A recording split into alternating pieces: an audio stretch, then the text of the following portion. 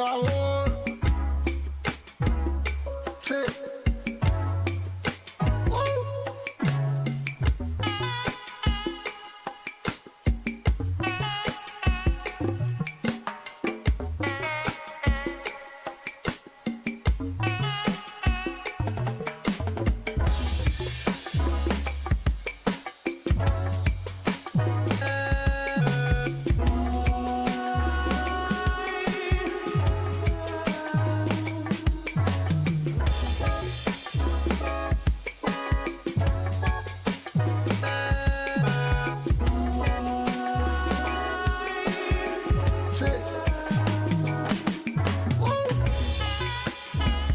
Sabor,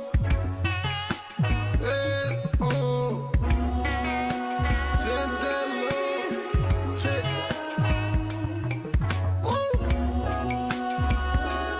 sabor,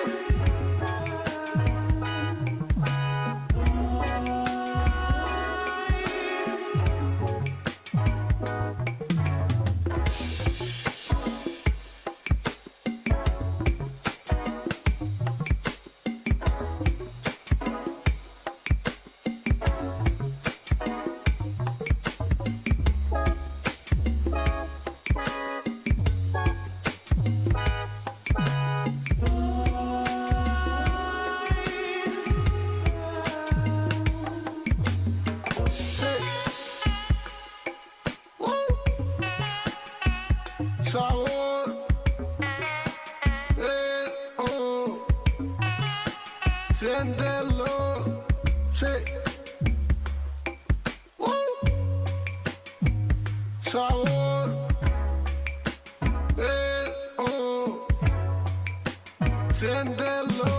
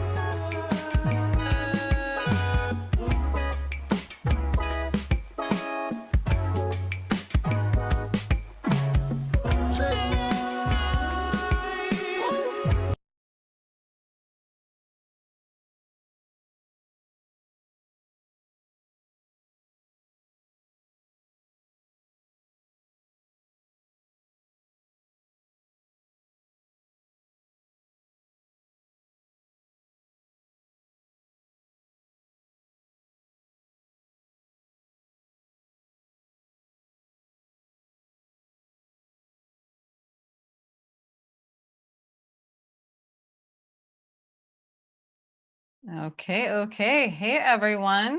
Welcome to our Enter Shaolin / Enter Tai Chi live Kung Fu Q&A. We're going to talk about obviously Kung Fu, martial arts, health, wellness, fitness, and anything else within reason, of course. I'm your host, Sita Jamie. This is Sifu Fu, and Sifu Larry is fooling around the office somewhere. I'm sure he'll make an appearance at some point in time. All right. Currently we have Ed on. I see some other people on, but they have not said hello yet. So everyone that is on, please let us know where you're coming in from. And if you have any questions for this week session, go ahead and put that there in the chat real quick. Let's see. Most likely we're going to be doing Saturdays for a while. I have a client that I am working for who needs me to host their webinar on Thursdays. And I was like, there's no way I can do 3 webinars back to back to back. It's a little much. So that's why we moved it to Saturday, which we're doing right after Sifu's class. So, and hopefully that helps you save a little gas, Sifu. Yes. Yes. So as of right now, mark that in your calendar. Saturdays, 2:30 p.m. Eastern Standard Time, and then the members only one will be right after, per usual, at 3:30 p.m. Eastern Standard Time. So, Sifu Larry, what's up? What? How you doing? What? How's it going? Saturday. It is Saturday. It's a weird day. Why? What are we doing? Do we do this on Saturday? Well, now we are. I know. I don't understand. It's just where life is right now. You got to No. pivot and make changes when necessary. Nah, I'm gonna be playing Earth. You know what I mean? Seafood playing Earth. Err. Oh, we're stupid. You're a derf. All right. So, anyways, moving on. We got Damien on Errol and hey, last spoonbender. It's been a while. He says, Sunday love and magic from Colorado. Good to see you on. Haven't seen you in a hot minute. Hope you're doing well. And let's see. Robin says, Robin here from Sweden. Bless. Oh, that's awesome, Robin. Good to see you on. It's been a while to see you as well. So this will be nice. We'll see some new peoples. Damien says, Saturdays are perfect training days. Well, I'm glad it's a perfect day for you. So, that's one thing that's good about having to move the days around is for some of you, it's an even better day than the other days. Obviously, for some people, it's not going to be as good of a day, but that way everyone gets to experience these from time to time. So it does work out all in the end. Indeed. Damien has the first question. It says, you know the phrase, it's all on the wrist? Oh, well, sorry, not a question, statement actually. He says, turns out it was true. Why, indeed. It's It funny is. because I was just teaching that lesson Were you? in the class. Yes. One student couldn't get his wrist to turn right, so we had to go over the basics of the wrists. Well, if we don't have any questions, maybe you can go over the basic of the wrist in this session because I think that'll help some people out. Oh, Damien does have the first question. Okay. All right, let's see what Damien says. Damien says, how can someone wielding a sword with the wrist without damaging the wrist too much? Really light sword, I guess? Question mark. Well, Good question. your wrist is how you turn the base of the blade. Like, I don't know for like in Japanese arts or other styles, I know they use it a lot from the arms and the shoulders. Tai Chi is a single-handed weapon, and it's mainly actually is the rotation from the wrist when we turn. So to break down like the narrow blade, it's broken into 3 sections. The tip from the first third is for cutting and stabbing. The second one's for interception to deflect, and the third one's for the hard blocks. So when we take weapons and we turn it, we basically use the wrist. So it's the same concept. Same idea. If you take the narrow blade, it's like I said, it's broken into thirds like this when you dissect it. So it's like this. The first third here is made for cutting and stabbing, like I said.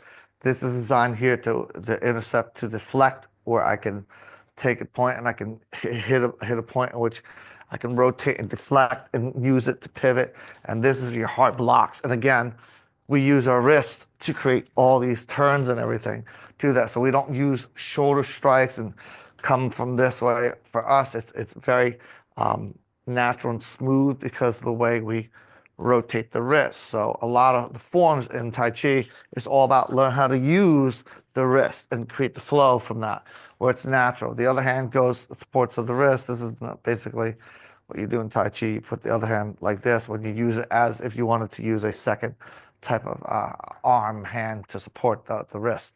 So again, which is funny, like I said, it is based along the wrist, and we turn everything through the rotation of the wrist. And if you see, I'm using the center point as a deflection point right there.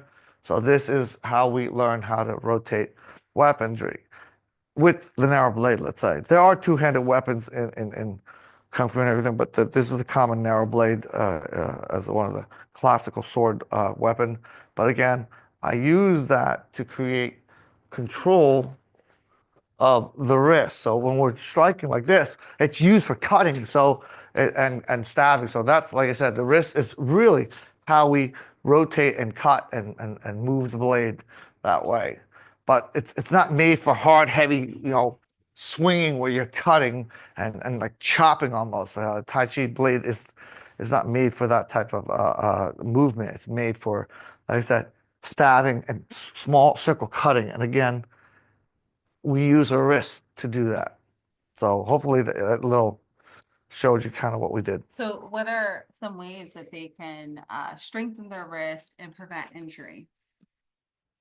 I have a drill which I teach my students with a stick. We call them stick drills for the wrist. One of the things that you can do to develop wrist strength and everything, you can just grab like a pull, grab the end. There's several ways you can develop wrists. I'll just show you one. One of the things that I show my students is you want to hold the stick out horizontally like this. You want to bring it down while holding a horizontal position and bring it up. Then you're going to bring it the other way and back this way. So the whole time you're doing that, you want to keep it as horizontal as possible. You don't want it like hang. You don't want to be like ugh. The goal is to keep it horizontal, down, flat, and horizontal to the other side, and then down and the other side. There's several wrist training exercises we do with that. That's just one. I'll just show you that one, and that's really, really good on the wrist. Like I said, the stick has to look horizontal when you're doing this. So when you're doing this, you want to keep it as horizontal as possible when you're going throughout. You can't let it bend like this. You want to keep strict control of the wrist that way. And it really strengthens up the grip. It makes your wrist very, very strong. It allows you to be able to grip without feeling you have to strain. So that is just, like I said, one type of exercises you can do. There's like 5, 6 different type of wrist training you can do for your hands that can make it strong. Yep. And Damien, I'm not sure. I know that you're one of the YouTube premium members, which thank you for supporting the channel. If you are a member to entershaolin.com, there is tons of wrist training in the core training section. So that will help you to prevent injury and strengthen your wrist and get that mobility that you're looking for. All right. You can call me Taurus. So if I have advice for you, change your channel name to Enter Wushu. Well, a lot of people, when they think of Wushu, they're thinking the acrobatics, version of martial arts that is common in China. We don't actually do that here on our channel, so that wouldn't really make any sense. We do have Enter Shaolin's YouTube channel. There is, if you go to that Enter Shaolin YouTube channel, if you go to the very first podcast, it says in the beginning there was Enter Tai Chi, and it'll explain why there's Enter Tai Chi. And also a lot of what we do is based on the Tai Chi philosophy. So everything we do, besides obviously No Dak Na, there's also Tai Chi behind that as well. So definitely go watch that podcast. If I get a chance, I'll drop the link in the comments here in a little bit so you can see that. So Enter Wushu really wouldn't make sense, but I get what you're saying. It'd probably be better to be Enter Kung Fu. But at the time, we weren't able to, when we started Enter Shaolin, we weren't able to change the channel name here. So we had to start a new channel. And we do the lives here because we have way more subscribers on here because this is an older channel. And that way more people actually see the content. So that's why. But if you watch the podcast, it goes into a whole lot more detail as to why this was called Enter Tai Chi, to give homage to Tai Chi, which if you do and you do right and you do good, will enhance everything that you do tenfold. Add no not to it, and you're like 20-fold, okay? If not 100-fold. That's just We my can tell you personal why opinion. we call the Enter Tai Chi, Mhm. Enter Shaolin, Enter this, and we can think of all the names. We were like Enter Karate, Enter MMA. Right. We chose the word Enter Shaolin, Enter Tai Chi, and all that stuff is because when we're trying to think of a name for what we want to call ourselves, I thought, you want to. I thought of the picture of a kid looking over the Shaolin wall, looking want to come in. He wants to enter in to learn. Right, So right. I was like, we can call it Enter Shaolin because we want people to come into the school and learn and train. So that's how we came up with the name Enter Yeah, Shaolin. yeah, Now we call it Enter Tai Chi because we started YouTube Enter Tai Chi, but it was really supposed to be Enter Shaolin for that reason. yeah. But YouTube doesn't allow you to change the channel. So Yeah, I think unfortunately. maybe now we can, but there's not a way to combine both the channels. So as of right now, we keep up both. And again, a lot of what we do here at Enter Shaolin, even though a lot of our questions we get are usually Wing Chun based or other martial arts based, is really based on Tai Chi. Everyone that comes through our doors, whether online or physically, like we tout, you really need to practice Qigong and Tai Chi if you want to get really good. This goes a little bit into the podcast, but another reason that Seafood Larry, when he started this channel, I think it was back in 2008, before he was just sharing some of his training because he just wanted a place to kind of keep it and stuff like that. He had no real intention of doing anything with it. But the reason he called it Enter Tai Chi was because he was at a point in his training where he realized how important it was. So he spent about 8 years trying to avoid really learning Tai Chi, even though Sifu Fu kept telling him, if you want to get really good, you need to learn your Tai Chi.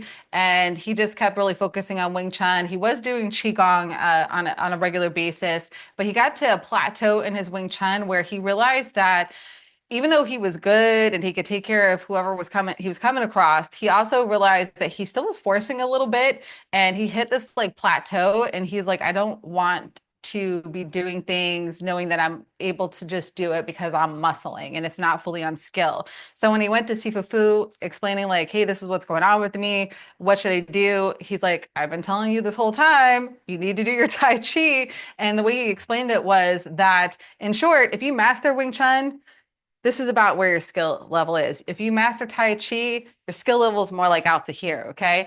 And then if you master your Tai Chi, it just brings your Wing Chun skill up as well. So everything that you do, why is that? Because Tai Chi is mastering yourself. You're learning how to be sensitive to yourself, how to be balanced with yourself, how to use your own physical energy, how to deal with other opponents' energy. And then you take that and it's just going to make whatever you do better. I don't care if you call it karate, Krav Maga, whatever you're doing, if you add Tai Chi onto there, it's just going to make it better. And then if you're learning Tai Chi right, and you have the energy and physics principles like we do here with Enter Shaolin and Nodak Na, then it's just going to be tenfold. Why do we call it Enter Shaolin? Well, we do pretty much Southern Shaolin arts. So that's why it really just summed up the name. We have a lot of people that come after us because, we're not Buddhist, monks, and we're not Shaolin monks and things like that, but we're just paying homage to it. We don't proclaim that we are Shaolin monks or anything like that. You'll never find anything on our site that says that, but we're giving homage where it is due because that is where our Kung Fu is based.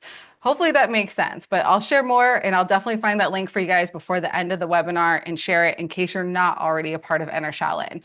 Hopefully that makes sense to y'all. So, all right, let's see. Shalom says, hi guys, Sifu, when you meet, oh, hold on, Caesar.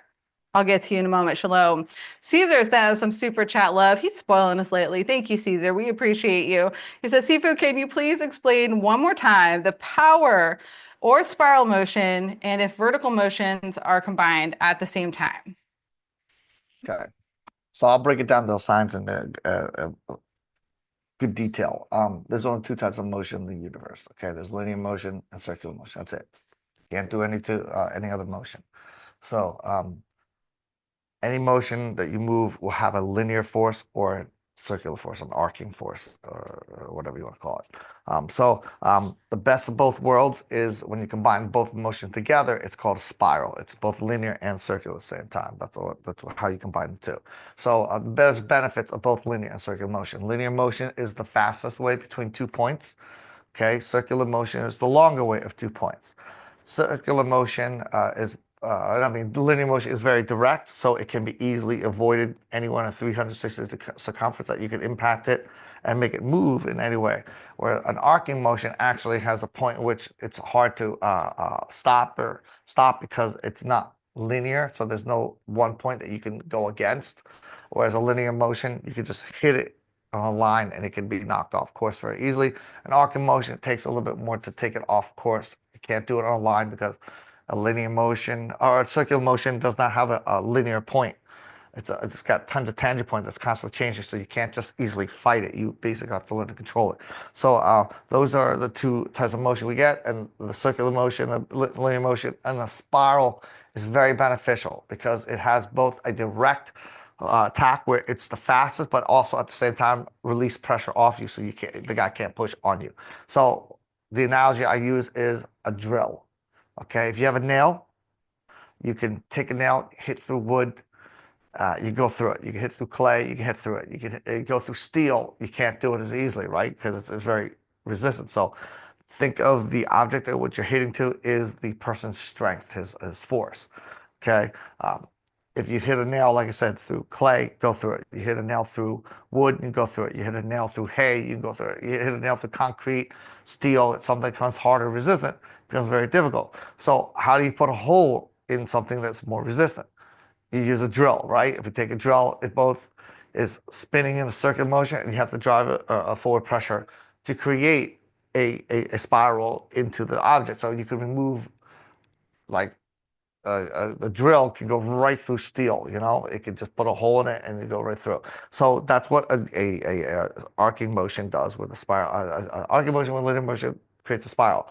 So it has the best of both worlds, like I said, because it can generate a great amount of power. It also has you develop the fastest way possible. It also allows you to create a great amount of control. Linear motions, they're direct, but they lack the ability to control. Circular motion has a better way of controlling, but it does take longer if you just did an arc. So the spiral is the best, like I said. So arcing motions, well, I'll just see to Jamie when she's ready, has the ability to redirect pressure. So if she just pushes straight into me and I push straight back into her, if she's stronger, she'll win. If I just turn without a forward drive, I can collapse. Together, I can redirect her. But at the same time, I can go into the strike. She's punching me, I turn her, and I go in. So that's why we go into a spiral motion. Spiral motion is what we use a lot. The torquing of the spiral comes from the wrist, doesn't come from the shoulders. Okay, there's two ways to move your elbow. You can either bring it from the shoulders or you can bring it from the wrist. We always use the wrist. This is why we emphasize the wrist so much, because wrist has the ability to control energy, arms have the ability to drive energy. That's the function of your arms. Arms can't steer energy well.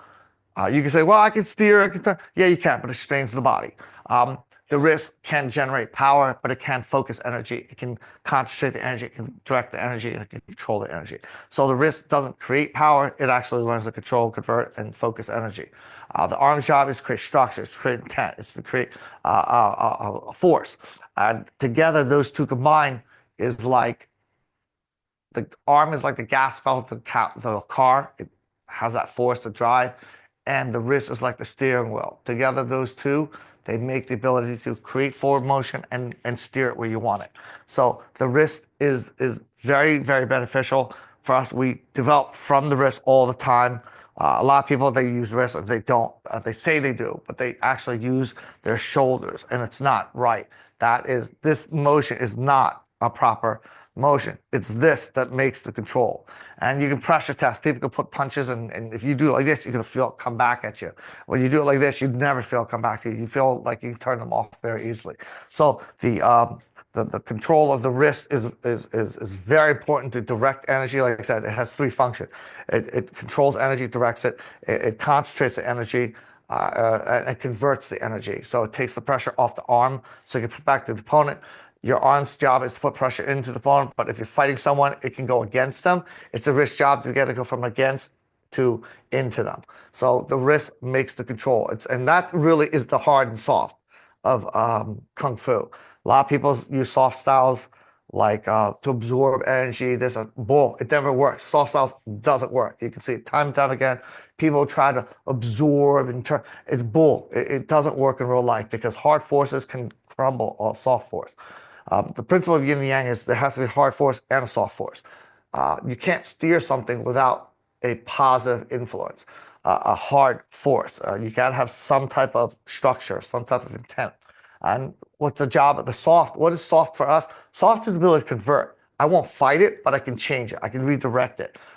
That's what soft is. Soft is not to absorb. Soft is to redirect, convert, and to control. Hard is how I meet someone. I don't meet someone by absorbing energy. I meet them by creating impact.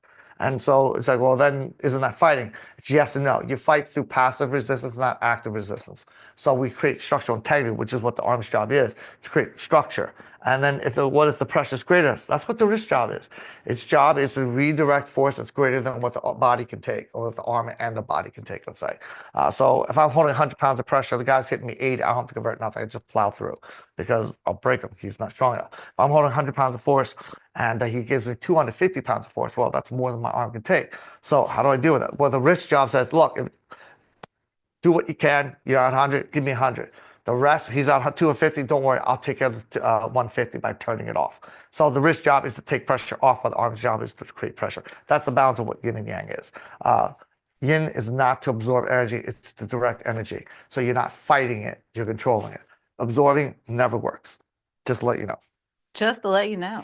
And Hope hey, that answers your question, Caesar. yeah, let us know if you have any more questions, Caesar. And hey, shout out to Goyette Pierre, who became a YouTube premium member. Thank you for supporting the channel and these webinars that we do. Much appreciated. Thank you so much. If you have any questions, since you did that, you are up next. So feel free to go ahead and put a question if you have one so we can get that answered. I did put, sorry about the message retracted. I was trying to post both links at the same time because Sifu Larry did a blog post, but the video was not on there. I'm going to add that on there later so you guys can have it on all in one page. But I also did the blog post that he had mentioned about why he originally called this channel Enter Tai Chi.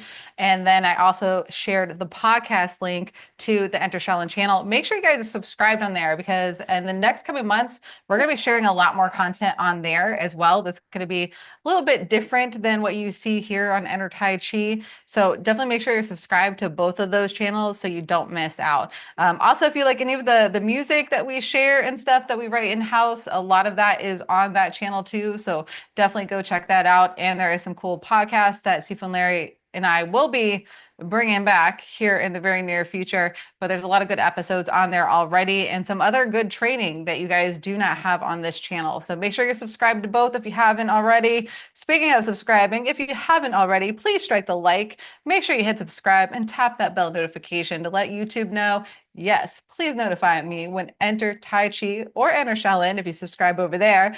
Let me know when they are going live. Let me know when they are putting videos and other content up. Thank you. Much appreciated. All right. So 80 told me, said, when did this start? We were here for like at least 2.5 hours now, answering all these questions. Yeah, you missed just your out. mind, You just how to missed out. levitate, How to start fires with just your stare, your gaze. So we've been live for, I think, about 30, 35 minutes. So you missed a little bit, but you didn't miss it all. And don't worry, we have the members only one coming up right after this too. So you can hop on that 80 Toby. All right. 7 said, I'm a bit curious now why specifically Tai Chi was chosen over Bagua. Hey, that's a great question. So why Tai Chi over Bagua? Why did I choose Tai Chi over Bagua? I did learn Bagua. I think Bagua is very cool, but I did not think it was for me. I'm not saying it's bad. Some people love Bagua.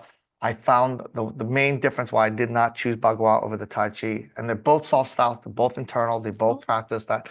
The difference is Bagua does not push to move forward, Bagua pulls to go forward, and I found that to be very unnatural. When we walk, nobody pulls themselves forward, they push themselves forward. And what I mean by that is Bagua is a flat foot stepping. So when you bend your knees, you're seated, you walk, you step forward like this, you place your foot, and you actually pull yourself to move forward, and then you lay flat and you pull yourself forward, and you lay flat and you pull. And whereas Tai Chi, it is a heel toe, plant, shift from the rear to the lead, shift from heel to toe to a shift, which I find to be the natural way we walk. I mean, every human being walks that way. Nobody naturally pulls themselves to go forward. So I found that it went against the natural motion that people are and how natural motion animals move. So I did not find that to be acceptable for my belief and for my physical body. I mean, I don't, nobody trains themselves to have to walk. Most people, I'll say, let's say that. They just naturally walk and they all push. Like I said, nobody's training them to do that. When you have to do Bagua, you have to train to go from pushing what was natural to now pulling yourself forward.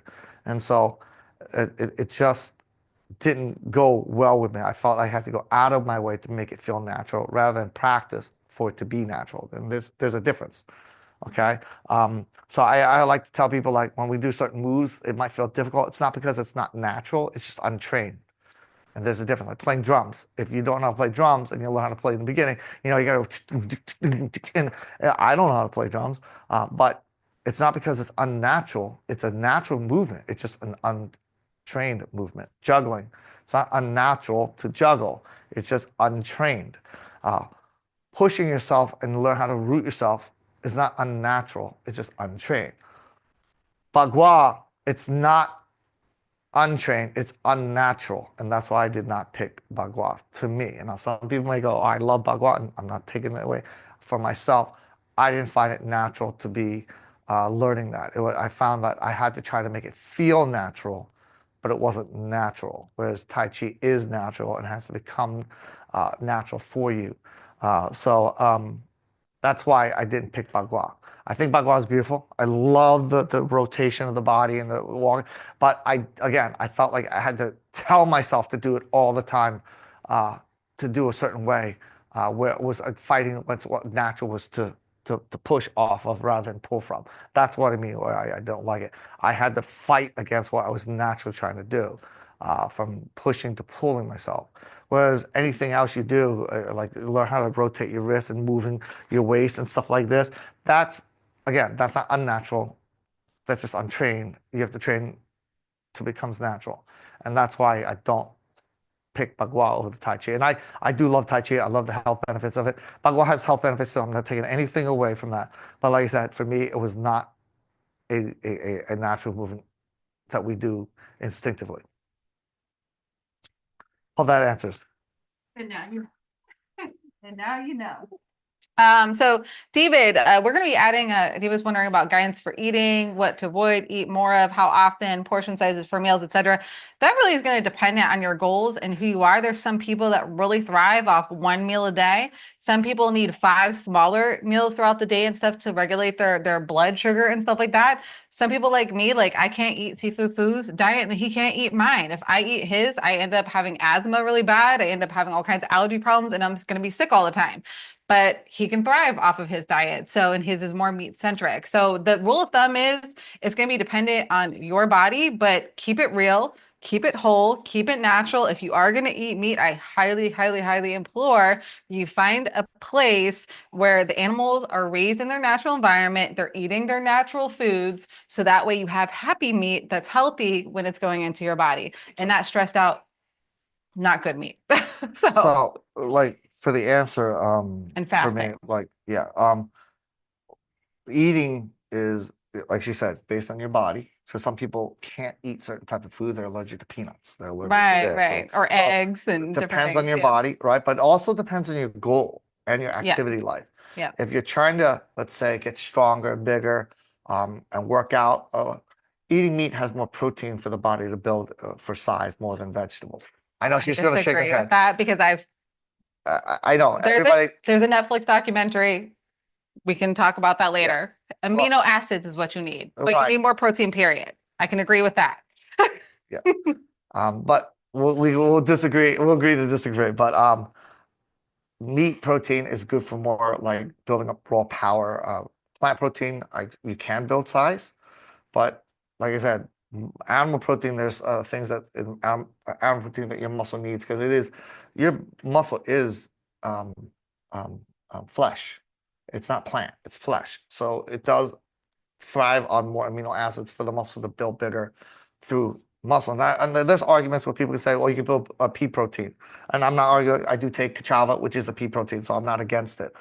So I take cachava every morning, and it is a pure vegan drink that is using pea protein. And I did do the research that between whey protein and pea protein, they both build about the same in muscle. Yeah. But I do find that animal protein, when I eat, gives me more endurance time, more build-up time than plant protein.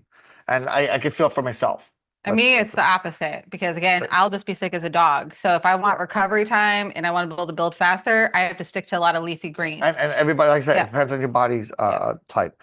But and it also depends on, again, what you're doing during the day. Remember, what you consume becomes energy, and what you don't use becomes fat. Right. So if you eat a lot of carbs and you're not moving a lot, it turns to sugar, which then turns to if fat. you're trying to gain size and weight, yeah, your bodybuilders, you know, they don't always look like the way they look. They do that only the last month. They actually work out and get as big size as possible. They eat as much calories as they can to gain as much mass. And then they cut. And then for the last month, they cut. Yeah. Yep. And so they deprive themselves of water. Like one of my friends was a professional bodybuilder. Yeah, so they basically dehydrate themselves. What he was. So they dehydrate, and it's very dangerous. Yeah, the same for your heart. Body. Yeah, very dangerous for the body. So you know, it gives kudos to those guys. I give a lot of respect because it's a discipline. A lot of discipline. You know, to do, and they put their body at risk because they deprive themselves of water for a certain amount of days. They deprive themselves of carbs for a certain amount of days before the competition, because what they do is they deprive them of water to make the skin shrink. And that's why they look so veiny and bulky, and so they look cut up and everything like that. It's one of the reasons what they do.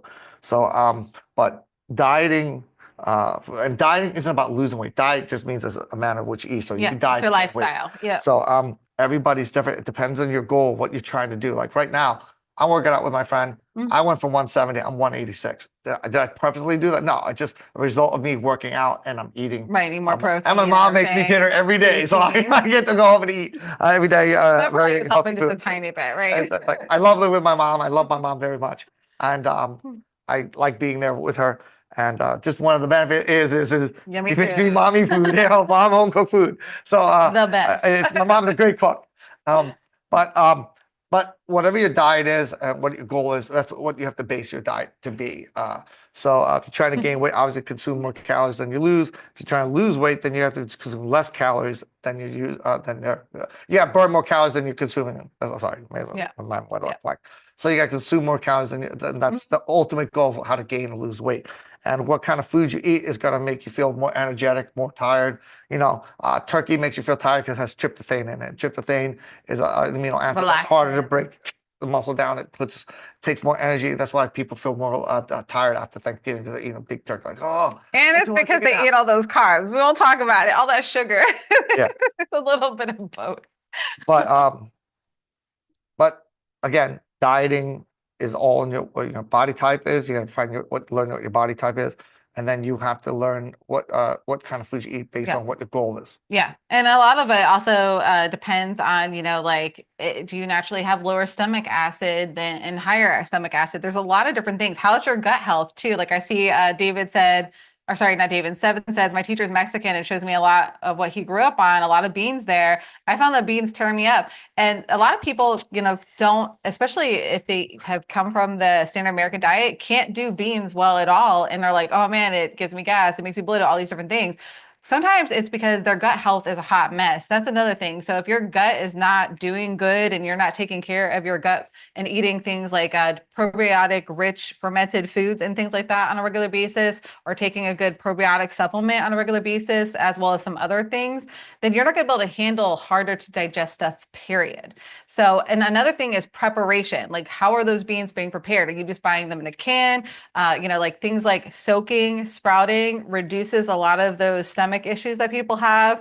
Also doing that, plus then doing like pressure cooking and adding a little bit of baking soda also takes care of that, or vinegar. Some cultures use vinegar and stuff when they're cooking in the cooking process to help break it down further. But if you were to do all the proper preparations, you might go, oh wait, it doesn't really bother me anymore. But a lot of times we're not doing that. We're not doing things the traditional ways, like sourdough breads and different things like that, or having whole grains that are not, you know, sprayed with glyphosate and a bunch of other weird pesticides and chemicals. And then we're wondering like why we can't have certain foods. So some of it is the food, that's the issue, like how it's being grown or taken care of or raised if it's an animal. And some of it is our personal biology. So you have to find a balance. The rule of thumb is keep it real, keep it natural. That's the rule of thumb, making sure that it's from the healthiest sources possible. And then, yeah, keep it real natural. Keep it real and natural. Okay. Very simple. You know, don't overcomplicate things. And if something doesn't agree with you, it could be for a multitude of reasons. You know, find what does work for you. What, like Sifu gave you a kind of a hint earlier, whatever you're eating should help you like feel more energetic, full of life, ready to take on the day. If you're feeling sluggish all the time, you know, take a look at what you're eating on a regular basis. There might be a clue there. It could be because you have gut issues that need to be healed, or it could just be that maybe you have a natural issue with that in your DNA. Like Seafood Larry couldn't figure out why he didn't like asparagus for a long time. He's like, it smells weird, like urine to me. And I'm like, seriously? It doesn't smell like that to me. Well, he took a DNA test, come to find out he has a genetic, you know, marker for it to smell like that. So it repulses him. He cannot eat it. Like it does not agree with him at all, where I can eat asparagus and have no issues whatsoever. So some of it is just how we're made as well. And some of it is the cooking process and some of it's the growing process. But we'll be sharing a whole lot more on this at a later date and time. But for right now, keep it natural, keep it good. If you have blood sugar issues, meaning like things like if you find that when you eat meals like a couple times a day, that you are feeling really lethargic afterwards, you know, switch it up. Try having 5 smaller meals throughout the day and see if that helps you to have more energy, because maybe you just have sluggish digestion or maybe you have blood sugar issues. Some people do really good doing a long fast and then having one big meal a day. You know, find what works for you and then stick to it. There you go. Now I'm off my soapbox. All right. Someone said, wow. Let's see. Oh yeah, and H2O, make sure you're hydrated, people. A lot of problems, and I do mean a lot of problems that people are having are because they are not hydrated at all. And I don't mean just drinking water. I mean making sure that you have your water that's mineralized, using a good sea salt, a good natural sea salt, putting a pinch in the water to bring it to light, get those electrolytes going on. I tell people all the time, if you go to the hospital, what is the first thing that they hook up to everyone? Besides maybe checking your heartbeat, but what's the first thing they put in you? Saline. What the heck is saline? Really, really salted water is what it is, if you want to break it down. So why do they do that? Because most people are dehydrated. Fix that, and I promise a lot of your problems are going to go away. So HGO, let's see, 8 pounds a gallon. And how much H2O? Well, there are tons of calculators online. Go check it out. Part of it is based on your body weight, and part of it is based on your activity level as well. So I can tell you right now, if you're thirsty, you're already dehydrated. That's a good rule of thumb. All right. David says, thanks. Good points. Makes sense. It's tough with fast food and restaurants to find good meals. Yeah, well, here's how to do that. Eat at home. That's another thing. You want another tip that will make you feel the best? Seafood Larry and I went through this period about a year and a half ago where, you know, we didn't have a full kitchen. Like it was all weird and stuff like that. So I was like, we were eating part real food and then part food out. And we would make the best decisions where we were eating to get something quote unquote healthy. But again, you don't know how long that food's been sitting around. You don't know what oils they're using on that food. You don't know how that food was grown, where it came from. Nothing beats knowing where your ingredients are coming from and cooking at home, because then you can control all of those elements to a pretty good high degree, and you're going to feel like $1,000,000. So if that's another thing I could say, besides eating real food, cook at home. That's why Mama's food's so good. Because she's cooking at home.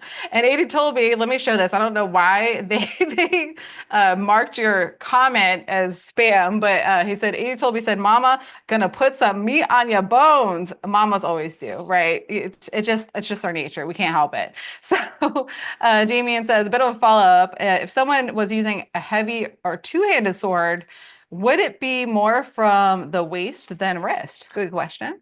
Well, you will always use your wrist. To what degree? It's going to depend on what angle you want to go by. Even the two-handed sword, there is a turning of the wrist. Okay, it won't be as articulate as a single-hand weapon because obviously your hands are connected together in a two-handed weapon, so it limits your wrist ability. But they do turn their wrists as well, just maybe not as much as a single hand because you have more rotation. The double hand prevents it because of the two hands together. But there is a wrist turn. And yes, you should always use your waist in conjunction with your wrist. Whenever you're turning your body, you have to use your waist. And so the rule is this: every time you turn the waist, there should be a wrist turn. You can turn your wrist without turning your waist, but you can't turn your waist without the wrist. That's basically the rule of the body. So whenever I turn my waist, there will be a wrist turn, but I can turn my wrist without moving my body. So yeah, you can turn your wrist without the waist, but every time you turn your waist, there has to be, or should be, and has to be a wrist turn behind it. You can't turn your waist without the wrist behind it. Yeah. It won't. It's like every time you add something higher, you want to support the base stronger. You don't support the height with more force and less here because it would collapse. If you want to build something higher, you have to fortify the base more. So your waist is, think of like the base, and your wrist is like the fortification. Every time you turn your waist and you don't turn your wrist, you're gonna see if I turn my waist, I don't turn my, I look stiff. But if I turn my wrist and my waist, it allows me to create this turn much better. But it also allows me to move and get into motion and doing thrusting, jabbing, slicing, whatever you want to do it, much easier. If I turn the wrist, I can turn it without the waist. That you can do. Yeah. But you can't do it the other way around. Good follow-up question. Let's see. Joe says, Sifu, have you ever met Ip Man or Bruce Lee? No, No. I was a very young kid when Bruce Lee died, and I was a young kid when Ip Man died. So no, I never met him. All right, all right. So that's a no and a no.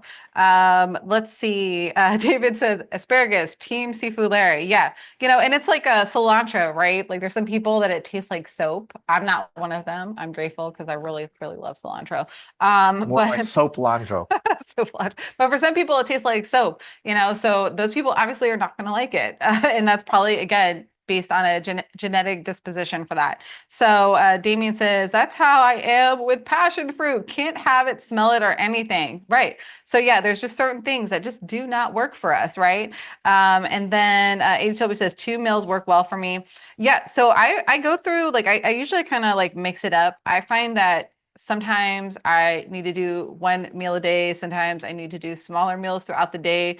I really just change it up on a pretty regular basis based on, like, A, what's going on in my life, and 2, just paying attention to what my body needs. A lot of times I don't have breakfast and I intermittent fast until the afternoon.